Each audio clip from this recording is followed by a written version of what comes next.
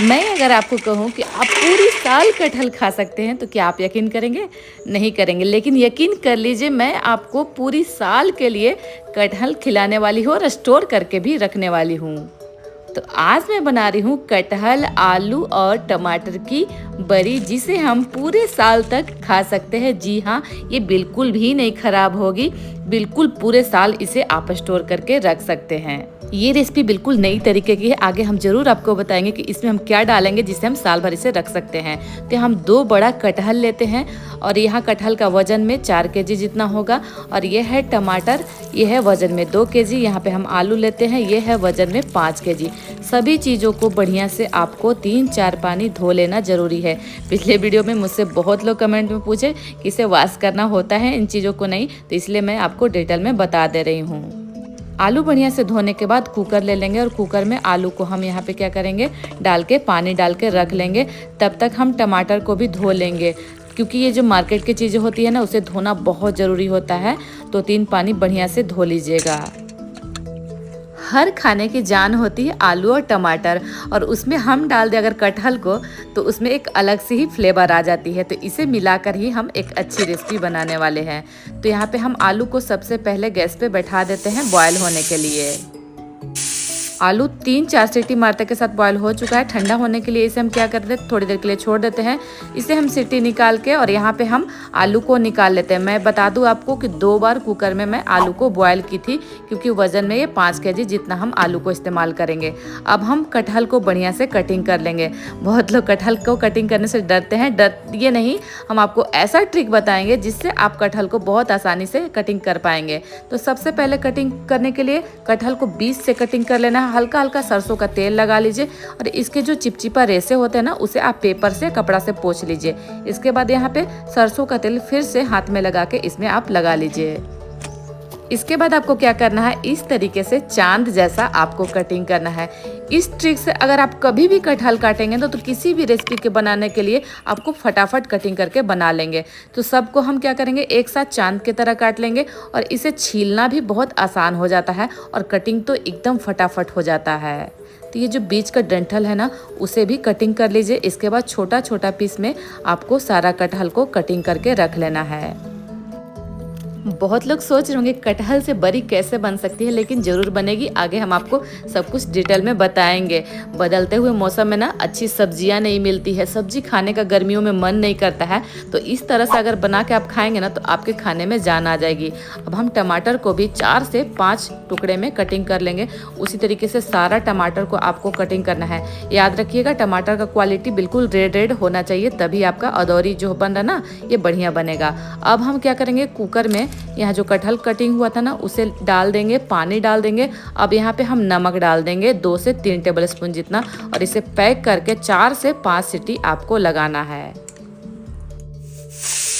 अब यहाँ पे कटहल जो है ना 4 से 5 सीटी लग चुका है। तो अब हम टमाटर को भी एक कुकर में डाल के और बॉयल कर लेंगे। टमाटर को भी आपको 2 से 3 सीटी ही लगाना है, बहुत ज़्यादा नहीं लगाना है। यहाँ पे हम नमक डाल देंगे 2 टेबल स्पून जितना। इससे क्या होता है ना कि टमाटर बढ़िया से एकदम फटाफट पक जाता है। कुकर का सीटी लगने वाला ही था, तब तक हमारा चाय बन चुका था। तो फटाफट पी लेती हूँ, क्योंकि काफ़ी थक गई थी और 1 कप चाय के बाद ना थोड़ी थकान जो है ना मिट जाती है। आलू थोड़ा सा ठंडा होने के लिए मैं आलू को छोड़ दी थी।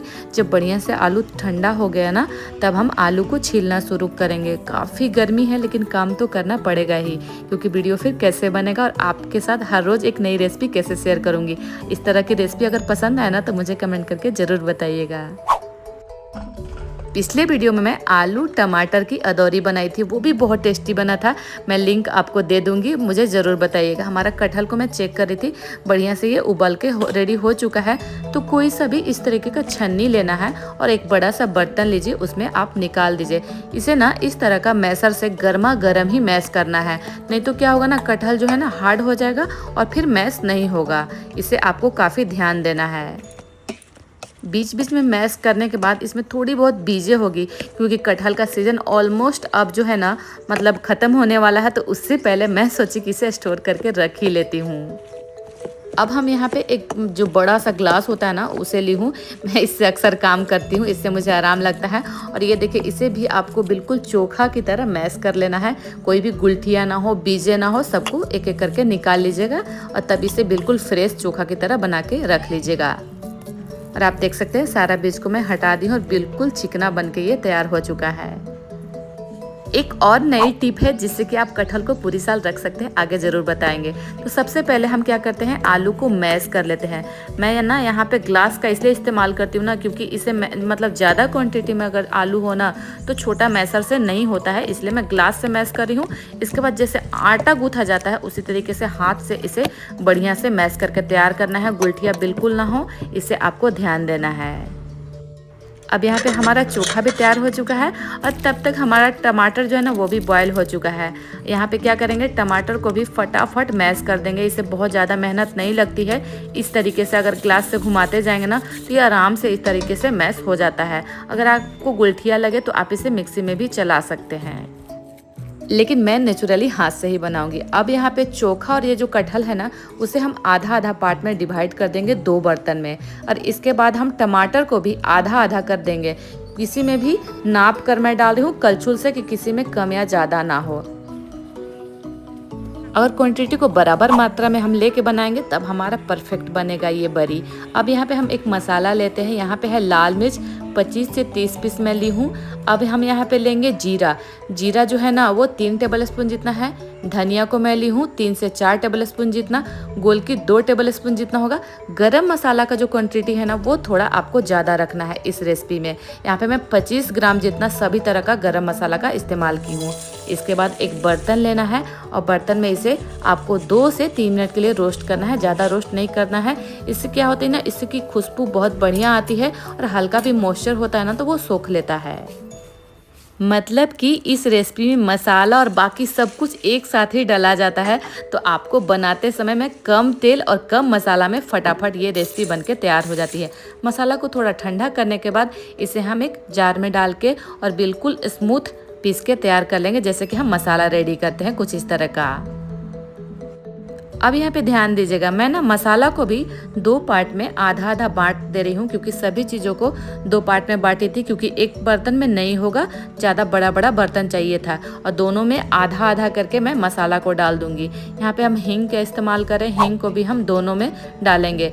इसके बाद हम यहाँ पे 2-2 टेबल स्पून जितना कश्मीरी मिर्च पाउडर डालेंगे। इससे कलर भी बहुत बढ़िया आता है और इससे हल्का हल्का तीखापन लगेगा खाने में भी।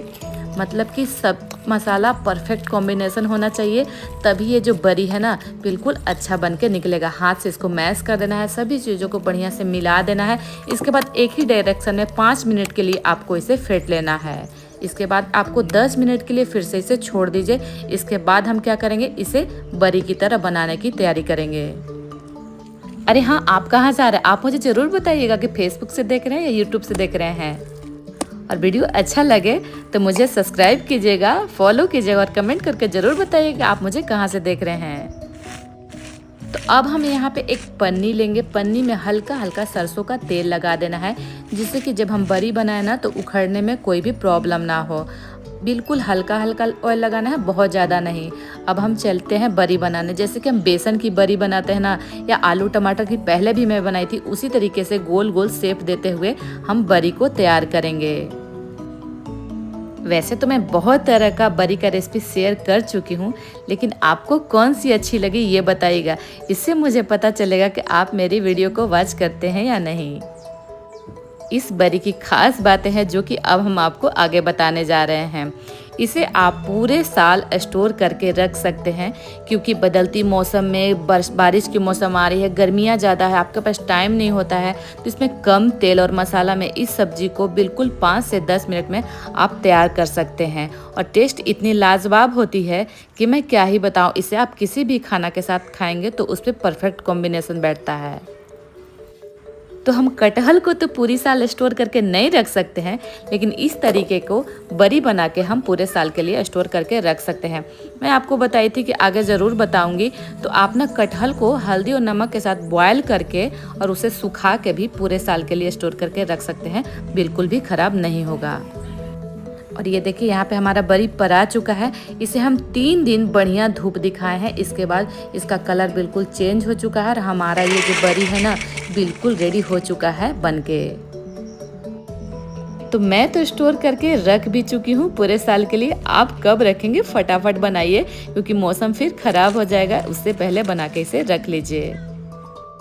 एक बात और, शीशे का अगर जार में आप रखते हैं तो ये तो गारंटी है कि पूरी साल बिल्कुल भी खराब नहीं होगी। चलिए हम आपको बना के भी दिखाते हैं।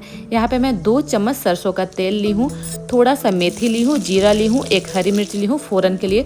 बहुत ज़्यादा यहाँ पे मसाला का ज़रूरत नहीं होता है, पहले ही मैं आपको बताई थी। यहाँ पे 10 से 12 लहसुन की कलियों को बारीक कटिंग करके ले लेंगे। 2 प्याज बारीक कटिंग करके हम लेंगे। इसके बाद फटाफट हम इसे 2 से 3 मिनट के लिए कुक कर लेंगे। 2 से 3 मिनट कुक करने के बाद जो हमारा ये बरी बना हुआ है उसे भी हम इसमें डाल देंगे, क्योंकि यहाँ पे ना ज़्यादा इसको फ्राई नहीं करना है और आपको ज़्यादा झंझट भी नहीं रहता है बनाने में। ये घर की मसाला है। 1 बड़ा चम्मच डालेंगे, आधा चम्मच हल्दी पाउडर डालेंगे, 1 चम्मच हम यहाँ पे नमक डालेंगे। इसे फिर से हम चला देंगे। चलाने के बाद क्या करना है, 1 से 2 मिनट चलाएंगे। इसके बाद हम फटाफट इसमें पानी डाल देंगे। पानी डालने के बाद इसे आपको ढक के 5 मिनट के लिए मीडियम फ्लेम पे छोड़ देना है और हमारा ये बरी की रेसिपी बनके तैयार हो जाती है। इसके आगे कोफ्ता भी फेल हो जाती है। सच बता रही हूँ, इसकी खुशबू से ना पूरा घर महक चुकी है। हमारे बिहार में एक से एक बरी अदौरी बनती रहती है। हमारे बिहार में इसे अदौरी बोला जाता है। आपके यहाँ क्या बोला जाता है? और बहुत लोग इसे बरी भी बोलते हैं। तो हम अपने घर वाला स्टाइल में ही आज खाएंगे भात के साथ इस अदौरी को, ताकि हमारी जो बचपन की यादें हैं ना वो भी ताज़ा हो जाए। अब मैं आपको इसे मैश के दिखा रही हूँ कि कितना बढ़िया से मैश हो जाता है, टूट जाता है। ऐसा नहीं है कि एक भी इसमें गुलठियाँ आती है, बहुत परफेक्ट बनके तैयार होता है। तो दोस्तों, अगर आपको हमारा वीडियो अच्छा लगता है तो सब्सक्राइब जरूर कीजिए। मिलते हैं किसी नेक्स्ट वीडियो के साथ, तब तक के लिए बाय बाय।